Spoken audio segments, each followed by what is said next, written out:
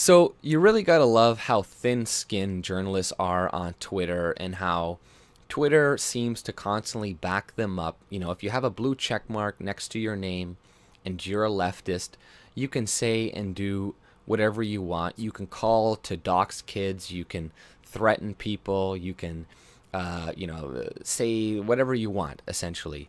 But if you're on the right, you can't stare at Aboriginals, and also you can't tell journalists to learn how to code after they lose their jobs, because this is what happened on BuzzFeed, I mean on Twitter. BuzzFeed and HuffPo journalists have recently lost their jobs, or like a bunch of them have. And it's funny because they're all complaining about it and saying they want their back pay. And, I kind of agree that that kind of sucks that they're not getting it. But why would I fight? Why would I care about these people? These people are constantly trying to smear people like me and people that I like every single day off of bullshit information or edited clips and whatnot. So, these people, that you get what you deserve, and now they're fighting. They want a union, like that's gonna protect their job. You fucking idiots! No, it's not gonna protect your job. Like, you guys are not producing enough money to pay for the cost of your company. So what are they going to do? They're going to have to cut some dead fucking weight. And it's going to be all these people complaining. And now you see Twitter coming and suspending anybody who's telling these people to learn how to code. And this is apparently targeted harassment now, even though there's like plenty of articles written by journalists telling coal miners to learn how to code. And, this is the line you always hear from liberals, and they say this to, coal miners or people whose jobs have been destroyed, often because of regulations. And they're like, well, you need to go back to school. You need to learn how to use a computer. You need to learn how to do this. You need to learn how to do that. But, these journalists, they lose their job, and you say, hey, learn how to code. Oh my God, this is targeted harassment. You need to be banned. You need to lose your account. It's insanity. And clearly, Twitter is for journalists. Like, this is their propaganda network, their propaganda wing, and what they can say and do whatever they want. And I'm pretty sure that's why I got banned permanently as well. Because if you argue in their feeds with, like, I don't know, maybe one of their fans, and maybe they flag you or whatnot, you're probably more likely going to get removed from Twitter. So it's like, these people make the decisions. It's best just to avoid them altogether. But, it's like, this is the thing. This is what social media has become. Because there was a point in time when, even on Twitter a couple years ago, when people could argue, they wouldn't have a fear of being suspended, of being banned. They could criticize people. But increasingly, that became harder and harder, right? Like, when I was on it before I got permanently banned, like, when they implemented the new changes more than a year ago or so, like, you couldn't message people, in unison, like, or too many times in a row. Otherwise, they thought you were a spammer, so then they would, like, temporarily block your account. If you say fuck to somebody you don't know because they're an idiot, so you're like, you're a fucking retard, then somehow you get banned, because of the algorithm. Like, oh, well, you don't follow them, you don't know them. It just stifled discussion. And I think they did this completely on purpose because, the elites, whatever, they don't want us to talk. They don't want us to resolve things, to have discussions. So they're going to make it increasingly hard for us to disseminate new information in, like, these types of people's feeds and stuff, right? Or argue with them or whatnot. Like, they don't want that, because when people argue, they often learn things. They can change. Like, maybe in the here and moment, or the here and now, they're like, people are stubborn and they're not going to change. They'll be like, fuck you, I'm right. But oftentimes people go away and they think about it. Maybe they were proven wrong. They realize that they just didn't want to admit it at that time. and then later on they will adjust the way that they think because, they got humiliated essentially. But the way, like I said, Twitter works now, they don't want discussion. They want everybody to be in their own little bubbles, and that's not good. That's just gonna, that's gonna make both sides more radical because there's never gonna be an outside opinion or somebody with a vastly different perspective being like, hey, maybe you guys are going on the wrong track here. Maybe you guys are missing this key thing.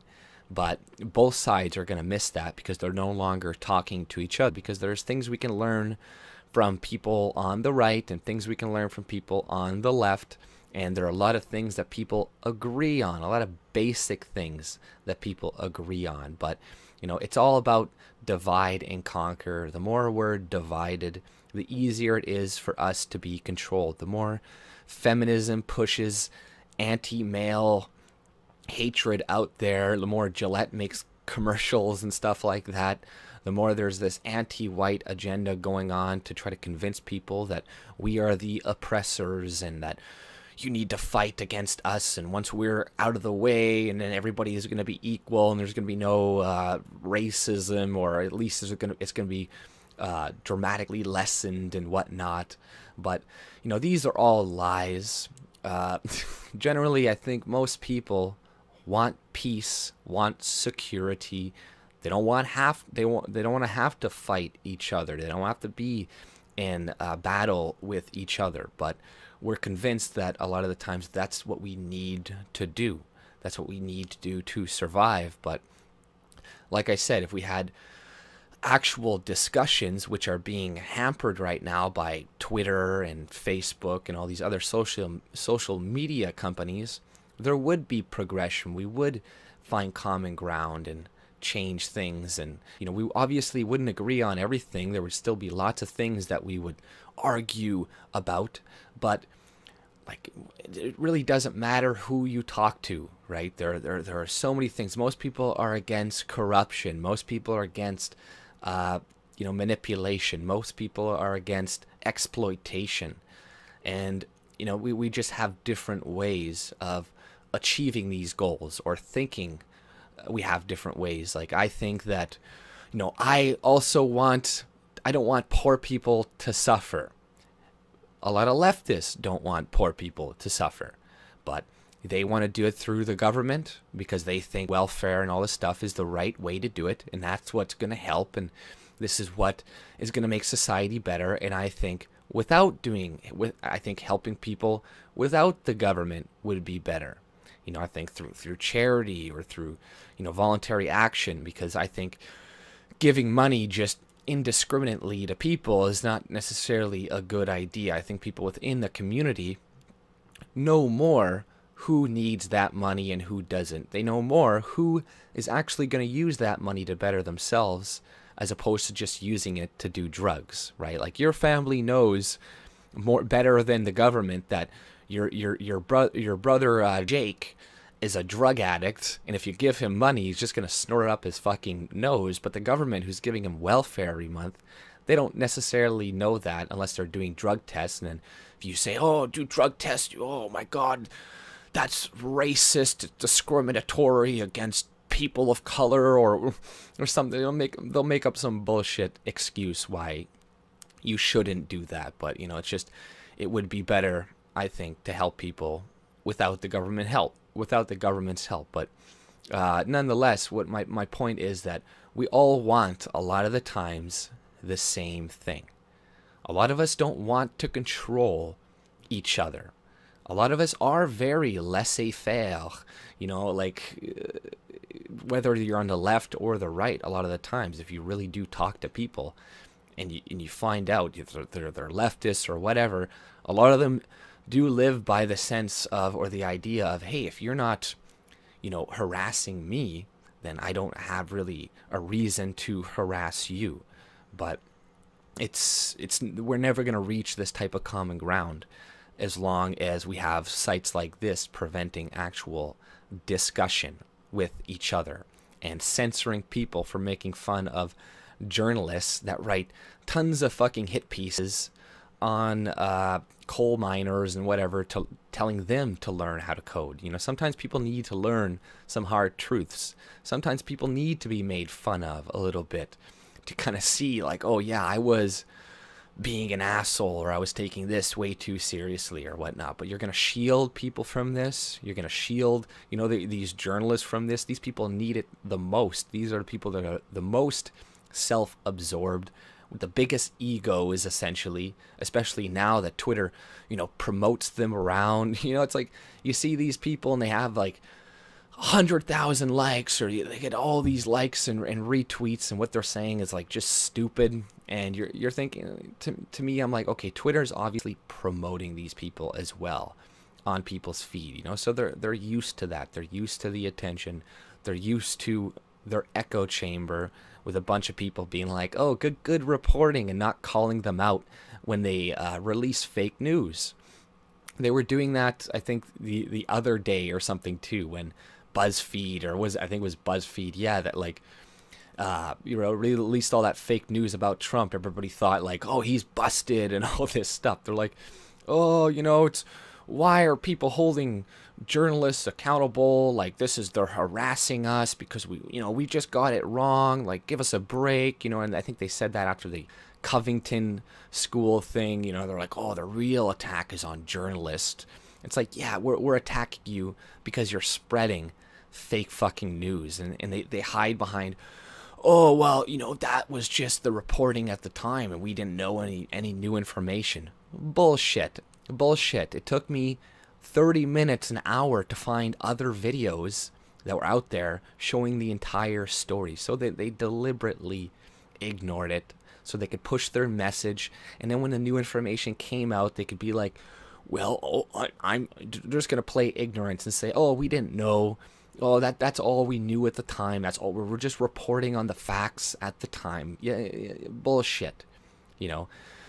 But, you know, I'm glad these people lost their jobs, and hopefully they go and start attacking and cannibalizing, you know, the rest of the media and stuff. And you're going to see other media, you know, industries probably coming out trying to cannibalize BuzzFeed and HuffPo, the more that they lose credibility and stuff, because then those viewers or readers will go over to them instead.